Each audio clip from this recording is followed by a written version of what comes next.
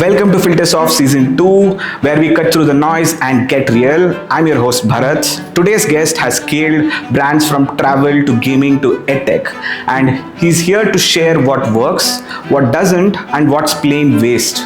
Say hello to Chetan Sharma, Head of Digital Marketing at UNext Learning. Welcome Chetan to Filters Off.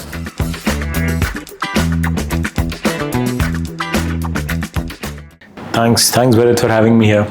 Dheeraj, who's my CTO, he keeps saying, no bullshit answers, only honest truth. That's what Filters Off is all about. And you know, we want you to be brutally honest throughout this podcast. Sure. Great to have you here. Let's, without further ado, let's go to the first question. Chetan, travel is one of the most performance-driven industries out there. But what's one growth illusion you saw marketers fall for? Something that looked great in a report, but wasn't real impact. Okay, the biggest illusion I would say in marketing is the attribution mirage, where let's say somebody installs the app, right? They would have had interacted at least with our brand 8 to 10 times at least, where they would have seen our ad on YouTube, they would have seen a push notification, they would have interacted with some influencer campaign, and finally then in the end probably interacted with an affiliate link when they are about to make a purchase, right? For when they're looking for deal or discount, and boom, the attribution because of the last click goes to the affiliate partner. Right now the problem with this is that because it looks so good on the dashboards, this becomes the highest performing ROAS channel for us, and most of the money then gets parked towards this channel. And that is where I feel a lot of marketers do a biggest mistake, because it's like you giving credit to the man who hits the last six or last winning shot in a match, right? Compared to someone who's been working really hard, played really well, and got you due to that level where you actually made that, were able to make that shot, right? So you don't do that at all. So that's the biggest illusion I think is there. Yeah, I think when it comes to attribution specifically, India is still lagging in the click attribution, whereas most advanced markets have moved from click to view attribution, and they kind of give a value or weightage to each view that is over the funnel, right? I think that is somewhere missing. I think this is also primarily because India as a market is very performance heavy, and everyone kind of looks at it at a very microscopic level on what is performing, and they kind of tend to lose what is happening on the brand, or how that is helping them to kind of get that last click in place.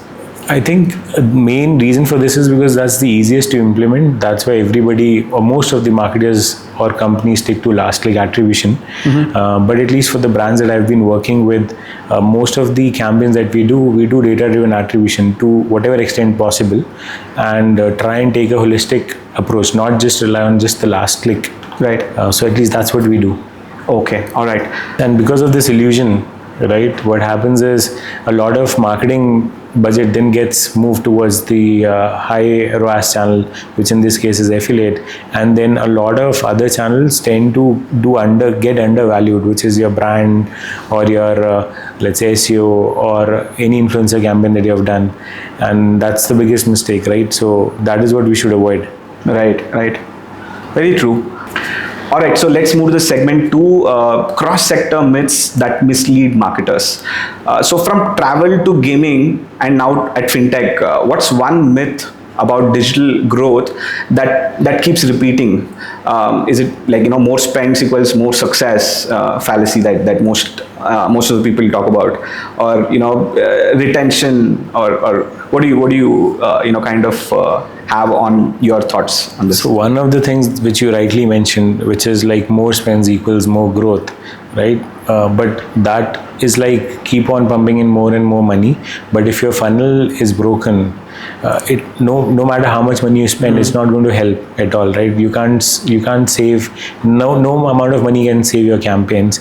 It's like putting in water in a bucket which is filled with holes, right? So it might give you an illusion that the water is getting filled, but in reality, when you look back and see, there won't be anything left. Yeah, it's right? Like a Tom and Jerry story.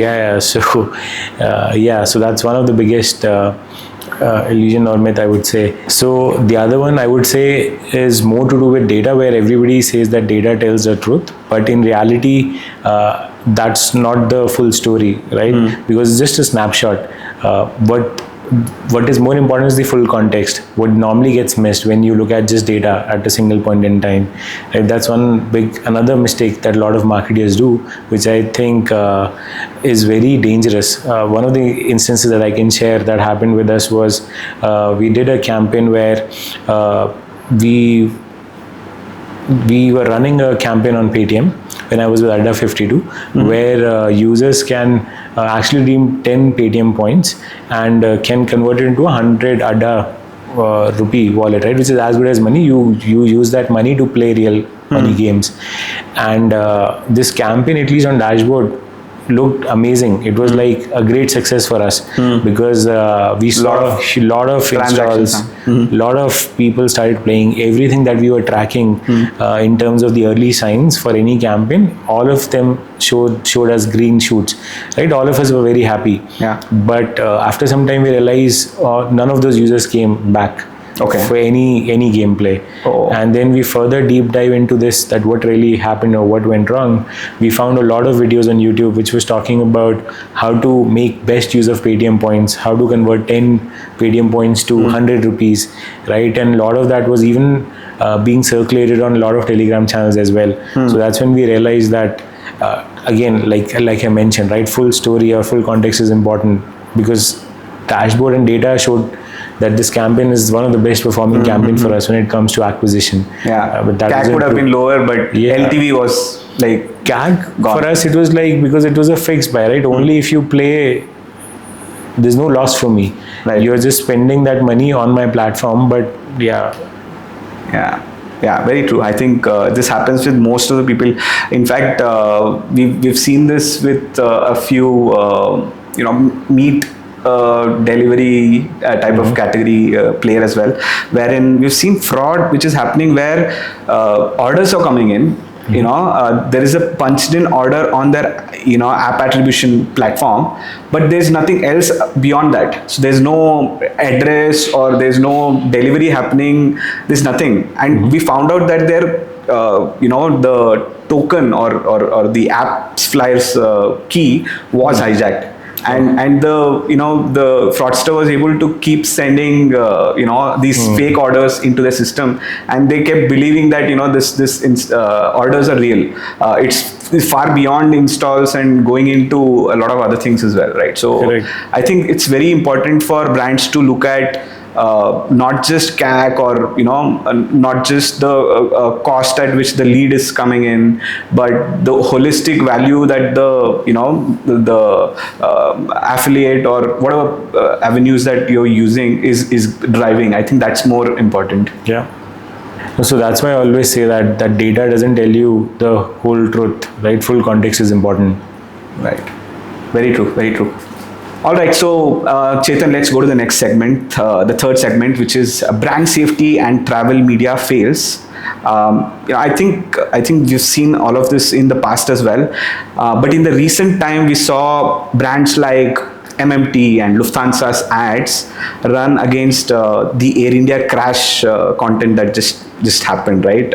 It was painful for a lot of their families, but brands running ads. As someone with deep travel marketing experience, what does this tell us about how we are managing brand safety today? Like you rightly pointed out, right? So I'm sure this was not intentional from those brand side as well. AI tools are evolving. The biggest problem here is a lot of people, they'll just set the campaigns and it's like set and forget for them, right? And then they don't understand the full context of it. Probably algorithm will identify the right keywords and they will start throwing the ads, right? And that's where the problem arises, and it's a very sensitive matter, right, in this case, and the damage that it can do to your brand is something which is hard to recover from. So that's where I always say that even though it's like there are a lot of AI tools, but you should not just let it stay on autopilot. You need to co-pilot with it. You have to make sure that there is a human layer on top of it, which takes care of a lot of these things as and when it happens. You need to have a strong operation focused team, right, which can make sure as soon as something like this happens, then how do you make sure this doesn't happen in future? So So, like, what would you do in such a context if you are managing a travel brand, right? Which you have, but let's say if such a thing happens, how would you react to it, or what are the guardrails you would set so that this doesn't happen when you are running a campaign? Yeah. So first of all, there are a lot of checks and balances already in place with any platform that you're running ads. So you have to do that for sure. On top of that, there are a lot of third-party companies that helps you further drill down and make sure your ads are running on brand-safe content, right? Yeah. And work with them. So mFilter being one of them, which I've worked in the past to make sure our ads don't show up on content like this, right? Where they'll further, you can make sure you're eliminating, even though you've added few keywords, then how do you block for certain channels? In some cases, channel is not a problem, but that particular content is a problem. How do you make sure that those get caught quickly and gets blocked immediately, right? So that your ad doesn't show up there. So that's what I'll do. Right. Yeah, I mean, I think one of our brands also have a kind of a war room setup where they kind of keep tracking multiple such content which are negative in connotation for a brand. Like, for example, for a meat brand, right, a Hanuman Chalisa or a devotional content would not be a very good fit, but for a Agarbatti brand, suddenly it becomes very relevant for them. So from a brand's perspective, they keep tracking contextually, what are the trending topics that are going on and what is not really good for them. So they kind of try to before the trend kind of picks up and the damage is already done, they send the trends whenever these trends kind of keep getting bigger and more prominent, and so they pass it down to either the agency if they're working or the teams that are managing brands, right? So would this be something that you also would probably be exploring? Correct. Like I said, right, those nuances are important, and hence that human layer in between is important. Yeah. And like I said, right, it needs more co-pilots than just let it run on autopilot. Right. So that's what you need to do to make sure all of these things are taken care of. Right. And what would you do after the fact? Like, after the fact this has happened, is there any kind of scrutiny that goes on, or like what happens after this? So after this, we'll evaluate, of course, the in-house team, agency, all our partners. If something like this happened, why would that have happened? Where did we miss? And how do we make sure it doesn't happen again? Right. Because what has happened. We just have to make sure we don't repeat the same mistake. Right. And how quickly can we solve it? Right. We can't just let it run throughout. Right. So that is what we'll do. Right. Okay. So Chetan, let's move to the segment 4, which is more about programmatic as a category or topic per se, right? So is programmatic delivering value in travel marketing or even now in edtech, right? Or have we lost control of where our ads show up? What are your thoughts on this? See, I would like to explain like programmatic, right? Programmatic advertising is more like a Mumbai local, right? Which is great when it runs smoothly, and can become very chaotic when it's not managed properly, right? So it has huge upsides where the kind of scale it can bring in and the kind of capabilities it brings to the table in terms of dynamic pricing, offers that we run, especially in case of travel where our prices are so dynamic based on availability changes, right? And so yeah, it's a great tool. It's a great platform that we use and definitely helps us a lot. But at the same time, it's very dangerous as well. Like I was explaining earlier, right? It's like a lot of marketers, what they do is they'll just set the campaign and they'll forget about it. They'll think now programmatic will take care of it by itself. And that's the most dangerous thing you can do. One, because it can just finish off your budgets very fast. And second of all, it can just like what happened in the case of MMT, right? It can just damage your brand reputation. So you need to be very careful when you're working with the programmatic, whatever campaigns you're running on. You just need to be cautious. Right. Well, what do you think about the whole context of made for advertising websites and somewhere a lot of people still feel that programmatic is still a black box, right? It was kind of introduced to all of us as a medium which is giving you data, security and a centralized approach to all your buying and so on, right? But I think the trend has changed from there from the past, I think, a decade now. Things have moved into a lot of made for advertising, and even the DSPs are not able to figure a lot of these things, and you see a lot of third party validation platforms coming in to actually kind of put some guardrails, put certain optimizations.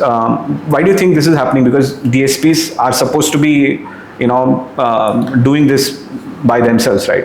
Oh, so I feel somewhere it demands, so it's not, they play like a middleman, right, in between an advertiser and a publisher. So somewhere they are not incentivized to block everything.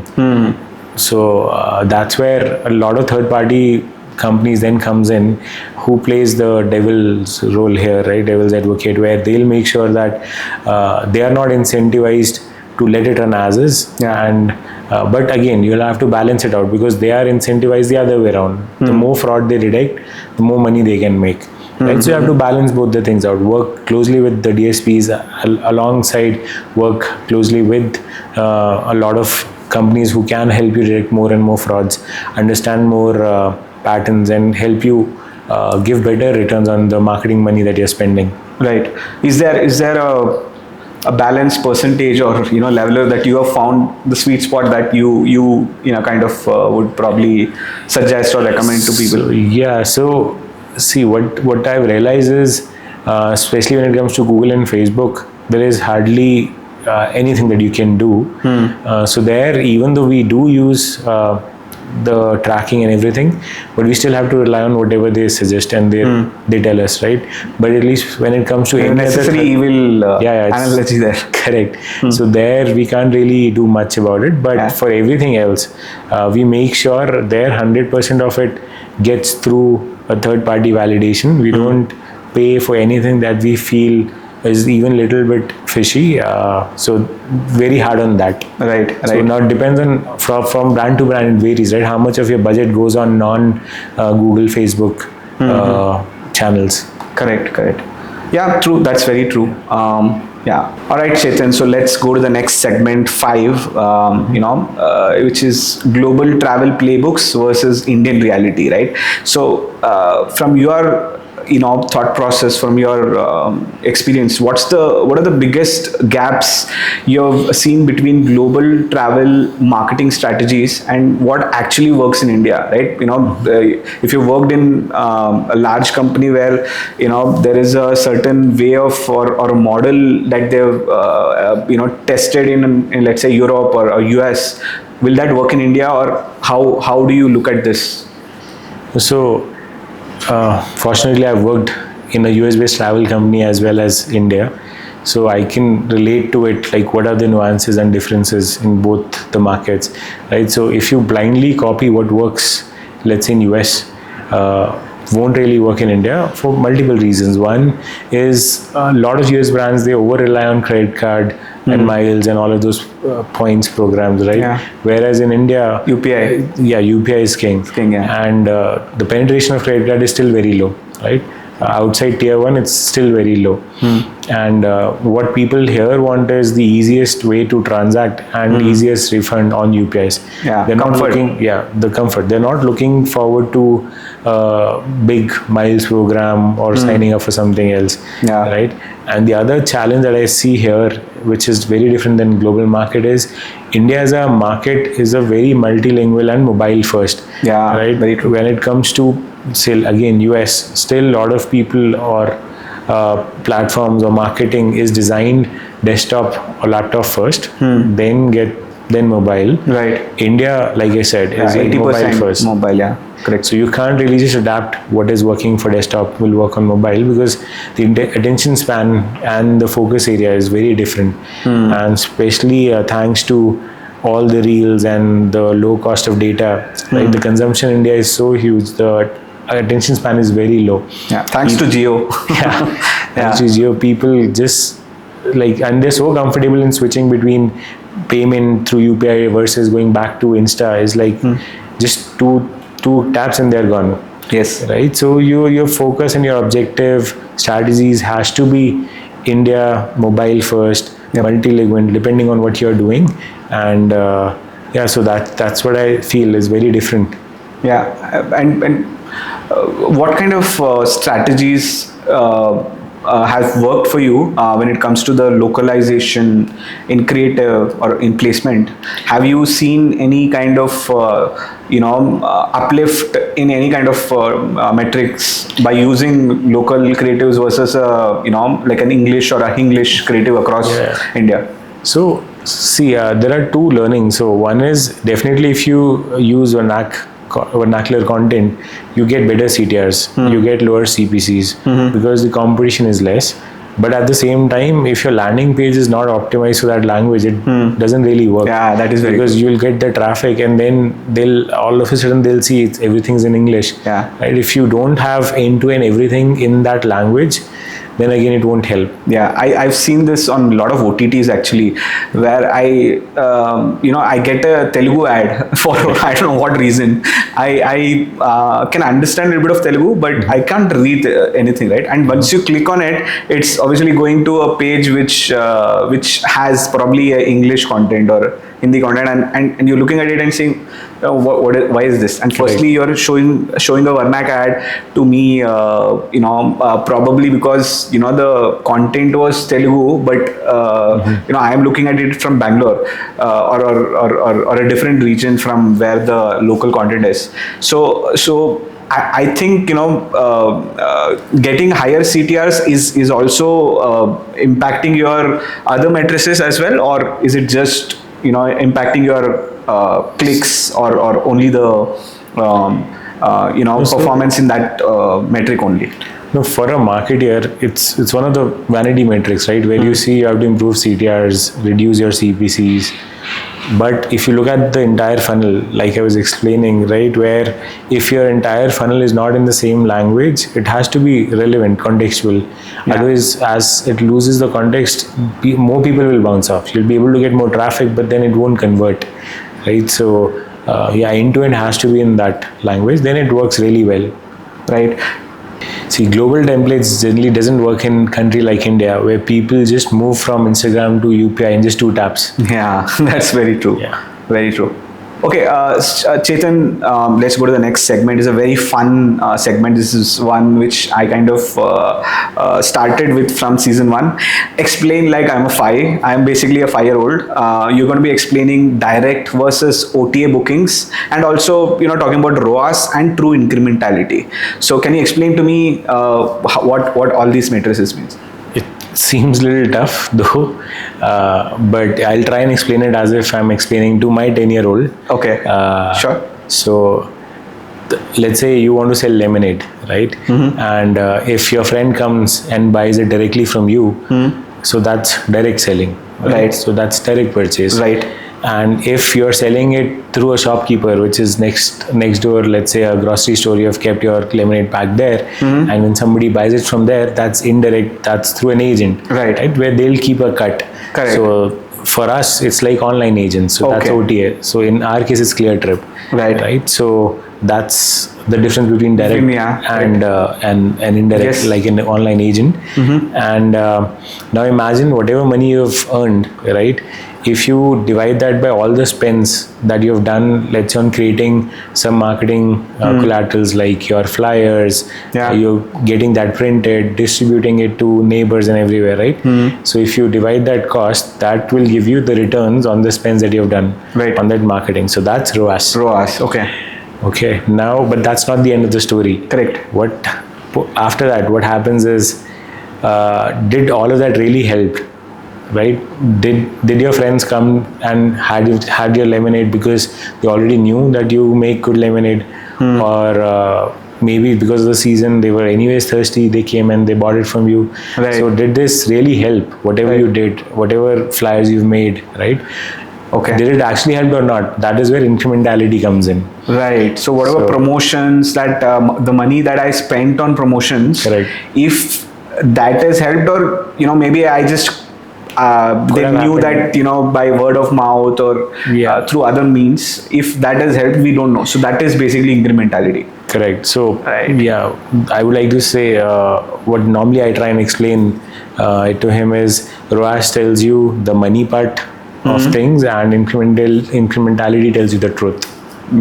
Yeah, follow the money for the the sales, and follow the value for basically the incrementality that brings. Very interesting, and I think it was very quick to understand these jargons for most of us. It was very interesting. I think this was one of the best explanations we've had so far. Thank you so much. All right, Chetan, let's go to the segment 7, which is growth confession booth.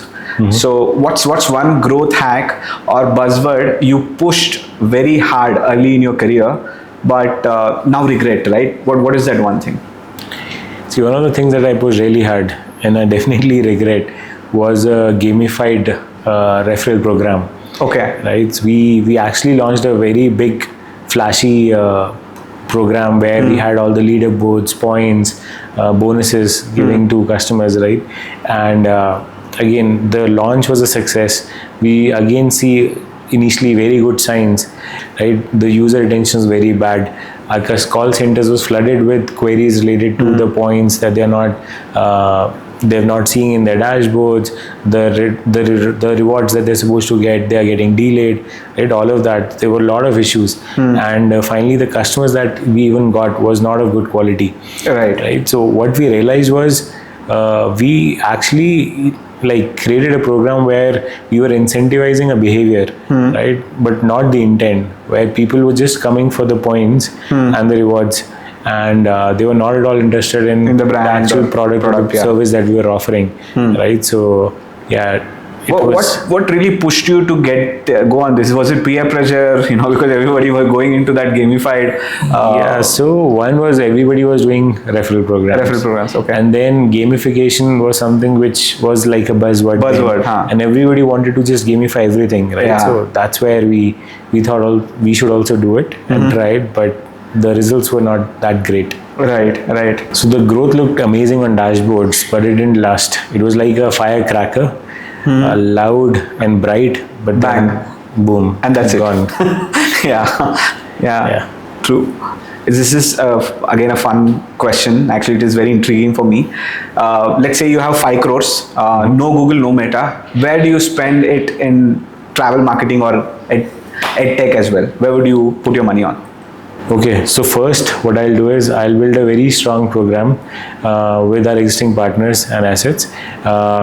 A loyalty program which will make sure that I'm able to retain my existing customers.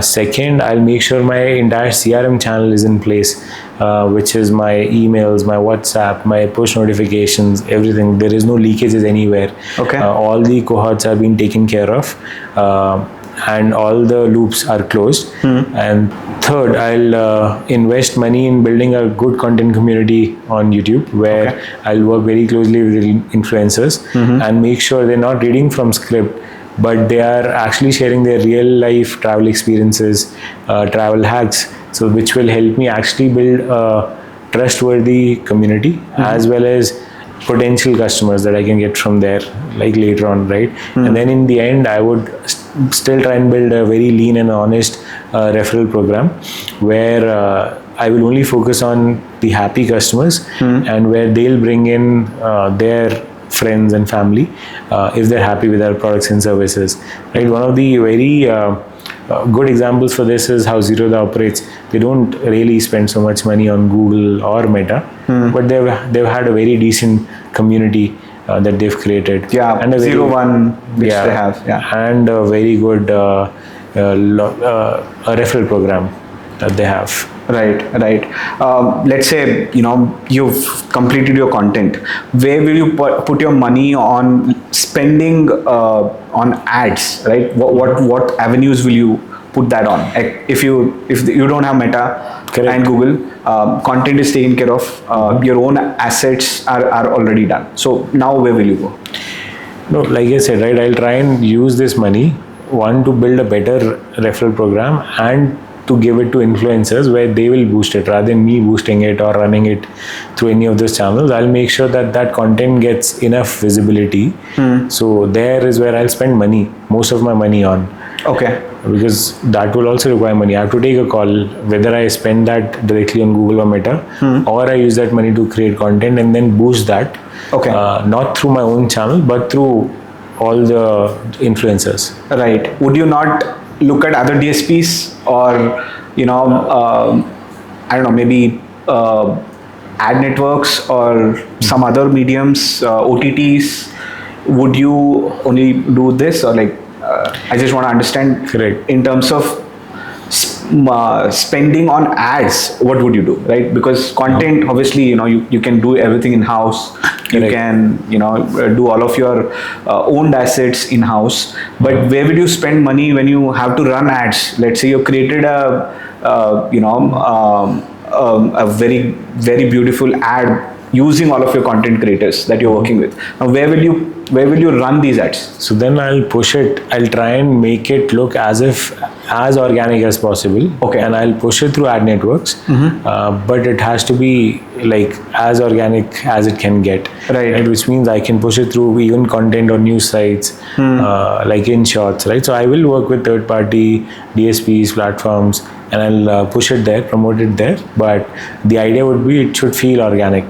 Right. Okay. You will probably do some native ads. Integrations, work with ad networks as well.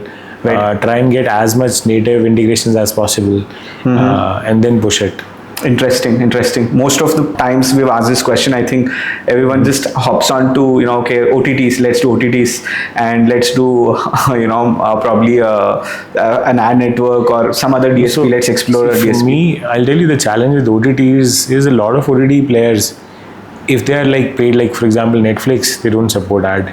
Whichever do, the amount of fraud that happens is like huge, because the kind of view throughs they show you and the click throughs, when I've seen the results, it's very bad. The time spent of those users, most of a lot of bot traffic comes through that, and you just end up wasting your money anyway. So it's of no use. Okay. See, this is true for any brand. If you're just building a brand by spending money, and if your entire growth is dependent on Google and Meta, then you're not building a brand, you're just renting one. Oh yeah, that's very accurate. Yeah. All right, Chetan. Next segment is, I think, the most fun segment. It's a rapid fire segment. I'll basically throw in a word or a terminology from advertising. You will have to quickly tell me what comes to your mind first. Let's start. Sure. Flight bookings. Clear trip. Okay. Hotels. Taj. Okay. Brand safety. mFilterIt. Okay, thank you. App installs. UNext. Cashbacks. GPay. Okay, all right. Install frauds. Affiliates. Affiliates. Okay. Programmatic. Google. Okay. Bot clicks. OTT platforms. Okay, that's it. That's the segment. Say CAC, LTV, and ROAS 5 times fast. CAC LTV ROAS, CAC LTV ROAS, CAC LTV ROAS, CAC LTV ROAS, CAC LTV ROAS, CAC LTV ROAS, CAC LTV. Okay, I can't breathe now. If Google and Meta disappeared tomorrow, what would be your first reaction? The first one. As a marketer. As a marketer, reaction would be, it's good that I started investing in AI and I am comfortable in other venues other than Google. And so okay, my first reaction would be not too worried. I'll be happy that a lot of my competitors who are just relying on Google and Meta, probably they'll struggle a lot, and my dependency on them is not so high, so I'm okay. Okay, all right. Bear with me. Last segment. when you look back, what do you want your growth legacy in travel and digital to stand for? Yeah, I would want people to say that he always built trust before tactics and always had a long-term vision. Because personally for me, the number of customers I acquire is not the most important thing, but the quality is, right? And whether they're coming back or not, and they're coming for the right reasons, right? Is it because of the quality and the experience, and not because of the deals and discounts? Yeah, and I think everyone should basically thrive to achieve this, instead of just running behind vanity metrics, or just running behind the flashy new thing that's out there. Correct. I think a true marketer would look for all these things that you talked about. And Chetan, thank you for joining us on Filters Off, and we expect you to come for more future episodes. Looking forward to collaborating with you more. Thank you. Thanks.